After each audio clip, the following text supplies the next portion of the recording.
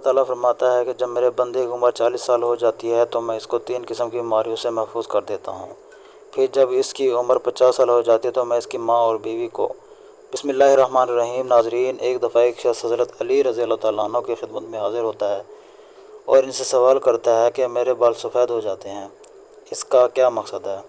حضرت علی رضی اللہ تعالیٰ عنہ نے فرمایا کہ جب حضرت آدم علیہ السلام روئے زمین پر آئے اور وہ بوڑھے ہونے لگے اور ان کے بال بھی سفید ہونے لگے، اور جب پہلی مرتبہ حضرت آدم علیہ السلام نے اپنے بالوں کو سفید ہوتے دیکھا تو اللہ تعالیٰ سے عرض کیا کہ اے میرے اللہ، میرے بال سفید کیوں ہو رہے ہیں؟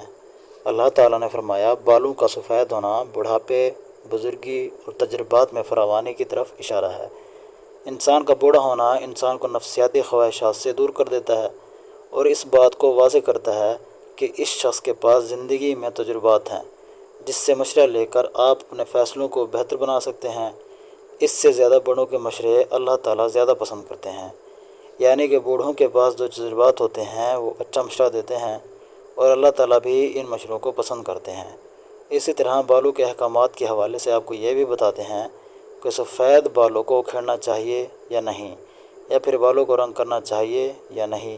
عمر بن شعیب رضی اللہ تعالیٰ عنہ سے روایت ہے کہ حضور اکرم صلی اللہ علیہ وآلہ وسلم نے فرمایا، سفید بالوں کو نہ اکھاڑو، کیونکہ بڑھاپے میں بالوں کا سفید ہونا مسلمان ہونے کے لیے نور ہے۔ جو شخص حالت اسلام میں بڑھاپے کی طرف قدم بڑھاتا ہے، جب کسی مسلمان کا ایک بال سفید ہوتا ہے تو اس کی وجہ سے اللہ پاک اس کا ایک گناہ مٹا دیتا ہے اور اس کی ایک نیکی لکھ دیتا ہے اور اس کا ایک درجہ بلند کر دیتا ہے۔ مختلف کتابوں میں بیان کیا گیا ہے، احادیث کی جو کتابیں ہیں ان میں بھی ان کا بیان کیا گیا ہے۔ اب دوسری بات کہتے ہیں کہ سفید بالوں کو رنگنا چاہیے یا نہیں۔ بالوں کو رکھنا خضاب کہلاتا ہے۔ سیدنا ابو ہریرہ رضی اللہ تعالیٰ عنہ سے روایت ہے، وہ فرماتے ہیں کہ رسول اکرم صلی اللہ علیہ وآلہ وسلم نے فرمایا، بڑھاپے میں بالوں کی سفیدی کو خضاب کے ذریعے بدل ڈالو اور خضاب نہ لگانے میں یہودیوں کی مشابہت نہ کرو۔ اسی طرح ایک دوسری روایت ہے کہ آپ صلی اللہ علیہ وآلہ وسلم نے فرمایا، یہودی اور نصرانی یعنی کہ عیسائی خضاب نہیں لگاتے، لہٰذا تم ان کے خلاف کرو، یعنی کہ خضاب لگاؤ۔ اسی طرح ایک اور جگہ بیان کیا گیا ہے کہ مہندی کا خضاب لگانا یا مہندی میں کوئی چیز ملا کر سفید بالوں کو رنگ کرنا بھی جائز ہے۔ زرد غذا لگانا بھی ٹھیک ہے۔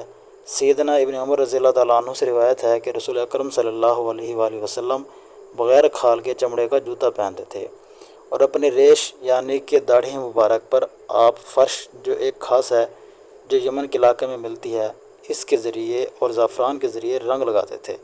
مہندی لگانا جائز کہا جاتا ہے، لیکن کچھ علماء کے نزدیک کہا جاتا ہے کہ رنگ لگانا جائز نہیں ہے، یعنی کہ مہندی تو لگائی جا سکتی ہے، لیکن جو آج مختلف قسم کے پروڈکٹ سامنے آ چکی ہیں، کیمیکل جو ہیں جن سے رنگ لگایا جاتا ہے، جو آپ کے جلد پہ بھی لگ جاتے ہیں، اور اگر اس کو جلدی نہ اتارا جائے تو آپ کی وہاں سے جلد بھی کالی دکھائی دیتی ہے۔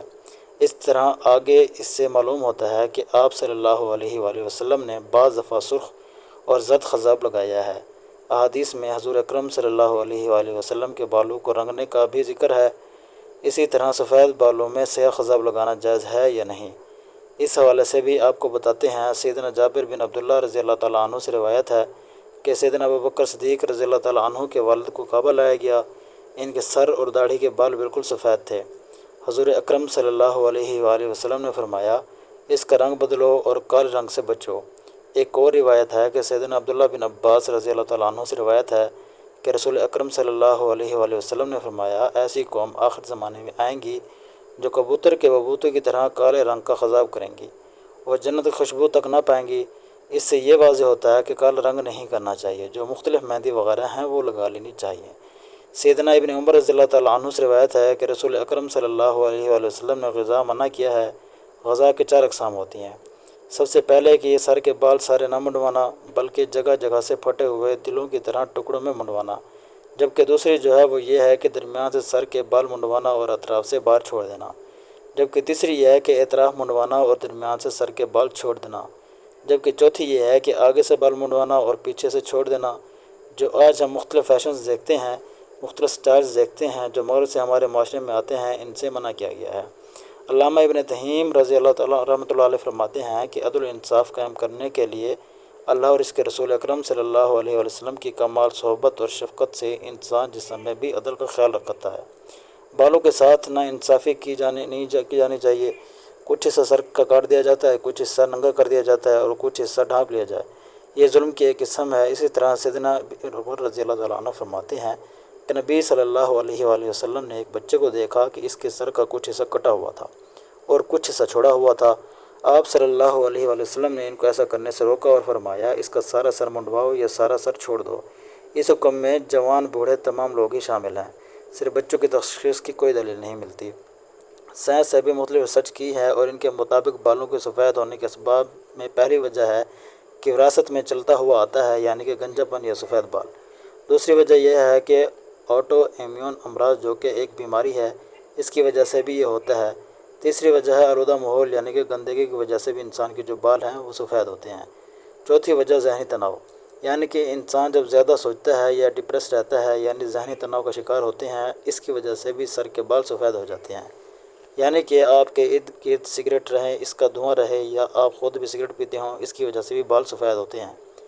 چھٹی وجہ یہ ہے کہ عمر کی وجہ سے بال سفید ہوتے ہیں۔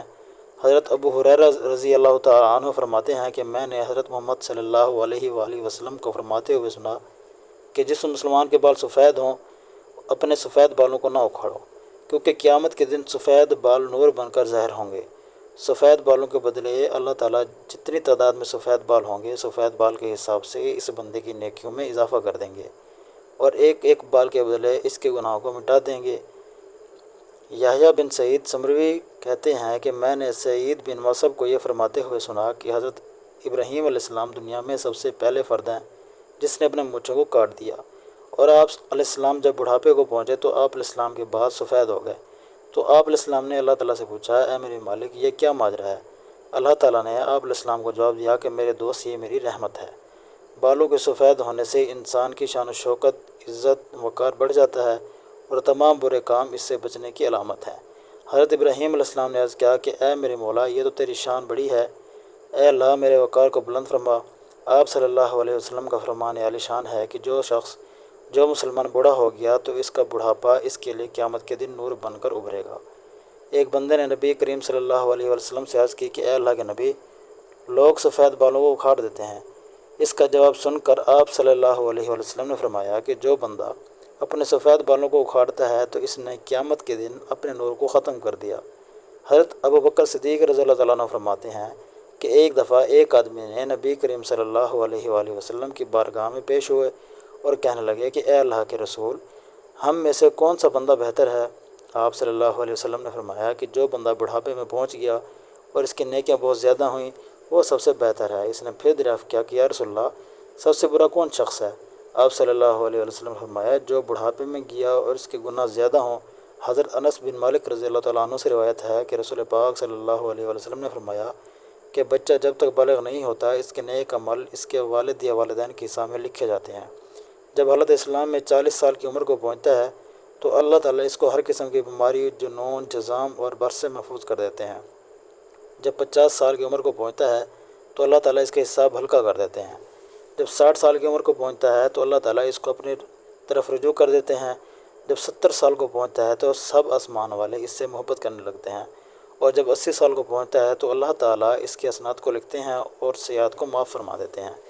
پھر جب 90 سال کی عمر ہو جاتی ہے تو اللہ تعالیٰ اس کے سب اگلے پچھلے گناہ معاف فرما دیتے ہیں اور اس کو اپنے گھر والوں کو معاملے میں شفاعت کرنے کا حق ادا کر دیتے ہیں اور اس کی شفاعت قبول فرماتے ہیں۔ اور اس کا لقب امین اللہ اور اسیر اللہ فی الارض، یعنی زمین میں اللہ کا قیدی ہو جاتا ہے، کیونکہ اس عمر میں عموماً انسان کی قوت ختم ہو جاتی ہے، کسی چیز میں لذت نہیں رہتی، قیدی کی طرح عمر گزارتا ہے، اور جب ارذل العمر کو پہنچتا ہے تو اس کے تمام وہ نیک عمل نامہ اعمال میں برابر لکھے جاتے ہیں جو اپنی صحت و قوت کے زمانے میں کیا کرتا تھا، اور اگر اس سے کوئی گناہ ہو جاتا ہے تو وہ لکھا نہیں جاتا۔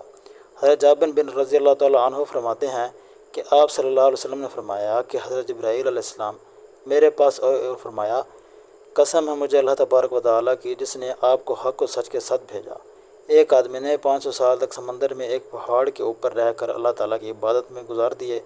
یہ پہاڑ تقریباً 30 مربع میل پر مشتمل ہے۔ یہ پہاڑ کئی سینکڑوں میل میں پھیلے سمندر کے اندر واقع ہے۔ اللہ تبارک و تعالیٰ نے اس بندے کے لیے اس پہاڑ پر میٹھے پانی کا چشمہ عطا کر دیا جس کی دھار ہاتھ کی انگلی کے برابر ہے۔ اس پہاڑ کے پاس ایک انار کو اگایا جس پر ہر دن ایک انار لگ جاتا تھا۔ وہ بندہ پہاڑ سے نیچے اترا، انار سے پیٹ بھرتا، پھر وضو کرتا اور اللہ تعالیٰ کی عبادت میں مصروف ہو جاتا۔ جب اس نیک بندے کی موت کا وقت آیا تو اس نے اللہ تعالیٰ سے دعا کی، اللہ میرے موت سجدے کی حالت میں آئے اور میرے جسم کو پاک صاف جگہ پر محفوظ کر دیا جائے، اور جب قیامت کے دن دوبارہ مجھے زندہ کیا جائے تو سجدے کی حالت میں زندہ کیا جائے۔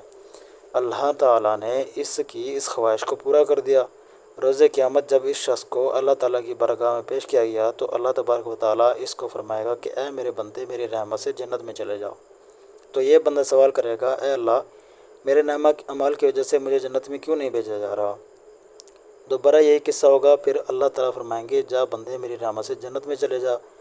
بندہ پھر کہے گا، اے میرے اللہ، میرے اعمال کی وجہ سے مجھے جنت کیوں نہیں عطا کی جا رہی؟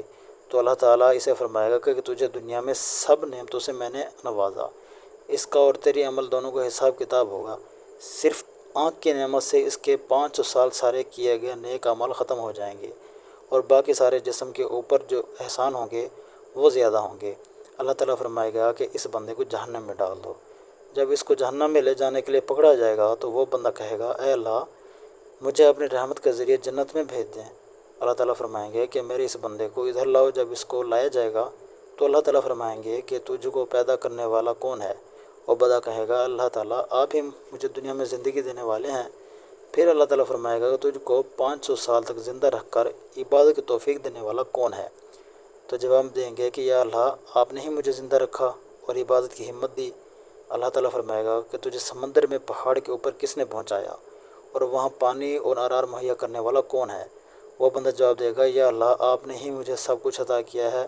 اللہ تعالیٰ فرمائے گا کہ تیرے کہنے پر ہی میں نے تیری جان سجدے کی حالت میں نکالی اور سجدے کی حالت میں دوبارہ ڈالی۔ یہ سب میری رحمت کی وجہ سے ہی ہوا۔ میں اب بھی تجھے اپنی رحمت کی وجہ سے جنت میں داخل کر رہا ہوں۔ حضرت جبرائیل علیہ السلام نے فرمایا، اے اللہ، دنیا آسمان میں جو کچھ بھی ہے وہ اللہ تعالیٰ کی رحمت ہے۔ اللہ تعالیٰ ہمیں بھی اپنی رحمت کے سائے میں رکھیں اور ہمیں اپنی رحمت سے جنت عطا فرمائیں۔ آمین ثم آمین یا رب العالمین۔